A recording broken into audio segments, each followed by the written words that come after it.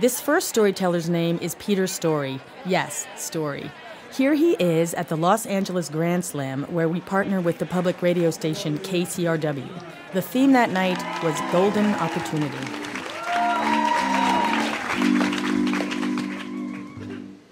The fall of 2009 found me and my then-fiancée, Megan, trying to plan a wedding. And we were unemployed, we came from humble beginnings, and no matter how much we tried to crunch the numbers or plan the most banal, menial wedding possible, it was just not going to happen. And we were a little upset, because we were in love and we were ready to start our life together. And things were complicated because I had just gotten her to LA. We had done a long-distance relationship across to Michigan. And I had to leave her behind. She had to stay and run our apartment complex. That was my normal job. And I had to book out to Sacramento to work as an actor in a professional theater where, ironically, we had met before. I was going to be gone for a long time. And right before I left, she said, I think I found a way for us to have a wedding. And I said, what? She goes, well, I found this online contest. It's called the Southern California $100,000 Dream Wedding Giveaway. I found it on a website called Broke Ass Bride. And I said, listen, and the skeptic, the realist, came out to me and I said, listen, the fine print, you're going to read it, you're going to find out it's not really doing what it's going to do, and even if we entered it, we're going to lose to someone with a terminal illness or an Iraqi war vet. It's just going to happen. So I blew it off. I went up north. I started doing my thing. She came up and visited me a couple times, and after the holidays, she came and visited me again. She was only there until Friday, and on Friday, she said, today's the last day to turn in the form for the Southern California Dream Wedding Giveaway. Please. And she coerced me into it, and I said, fine. I started filling out the form, and the perfectionist in me took over, and I kind of started getting into it, these cute questions and how you met and what's your song and all kind of stuff. And we filled it out, and like an hour before it was due, we turned it in online with over 600 other couples, and I went, done. And she went back to Los Angeles. About 2 days later, we got a phone call. Megan called me to tell me we made the top 10 finalists. I found out right before I was going on stage in the dressing room, and I flipped. Because all my worry and my fear up to that point kind of dissipated because this was confirmation that there was a chance. There was a chance. And there were 2 more rounds of the competition left to go. We had a voting round, and then there was a big party at the end that all the vendors and sponsors would go to. So we started a massive campaign.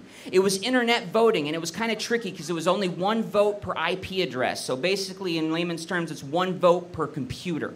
Couldn't hammer the vote button 100 times. So you had to reach out to everybody. So we got a Facebook fan page, and we were calling, doing bulk emails, getting a hold of teachers and relatives we hadn't talked to in years, didn't want to talk to for years, just begging anyone to vote. I was driving around with my laptop in my passenger seat of my car, pulling over in front of restaurants. I had Wi-Fi and linking in and voting. I was doing a show at the end scene. I had a tuxedo, so I came out in my tuxedo to the lobby and met every patron and handed them a flyer to please vote for us. And Megan was doing her best down in LA, but no matter how many votes we get, we couldn't top Amber and Tyler. And Amber and Tyler were this couple that just kept pulling ahead, and they were every fear I had personified. Tyler was a firefighter battling testicular cancer. Impossible. So we had to, dig deep. So I got my buddy Jacob, who was friends with Panic at the Disco, which was this huge band. And we got them to put on Twitter to tweet our link to vote. And went out to 90,000 people. Bam! Overnight. Overnight, we went from hundreds of votes down to hundreds of votes ahead. And they responded. Tyler's mom contacted the Live Strong Network. And thousands of cancer votes just started piling in. There's nothing we could do about it. We went underneath. But you know what? It wasn't over yet. There was 1 level left. The party. And even though we got second place in the votes, it all came down to the decision at the party. And the problem was I couldn't go. I was in Sacramento. And Megan was in Los Angeles. And I couldn't make it. I didn't have an understudy. There was no one to cover me. And my sister's putting the fear of God in me going, you got to get down there. Showing up is 90% of it. You're going to lose. And there was nothing we could do. So Megan, brilliant, cuts out huge cutouts of my face and puts them on popsicle sticks and hands them out to 4 of our friends that went to the party. So even though I wasn't there in body, in every photograph, I'm there in 2D. And they bring all the couples up on stage for one final kind of dating show game Q&A, and they ask my wife, what do you think about Peter? What makes you think about him? And she talked about the kiss and how it felt like home, and it was beautiful, melted people's hearts. And they went to Amber. And Tyler wasn't there because he was recovering from surgery. And they ask Amber, what's funny about banking? Because apparently she was in banking. She goes, what's funny about banking? He goes, yeah, tell us something funny about banking. She goes, I don't think there's anything funny about banking. And she looks at her sister. Her sister freezes. Her sister looks at the MC and goes, can we have another question? She tanked. She tanked.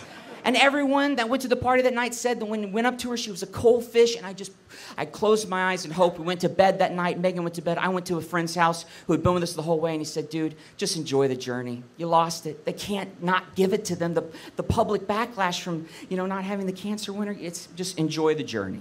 So I went to bed. 2 days later, 9:30 in the morning on Valentine's Day, we got the call and we won. We won the whole thing, and the fine print was true. We got the ice sculpture, and the cigar bar, and the photo booth, and the free dress, and the tuxes, and the hotel rooms, and it was unbelievable. And for 2 kids on unemployment, it was a dream wedding. And 3 weeks today, we celebrate our 1-year anniversary. And true story, Amber and Tyler broke up. That was Peter's story. He and Megan are still going strong. To see a picture of them at their wedding or to view some of the YouTube videos they made to secure their win, visit our Radio Extras page.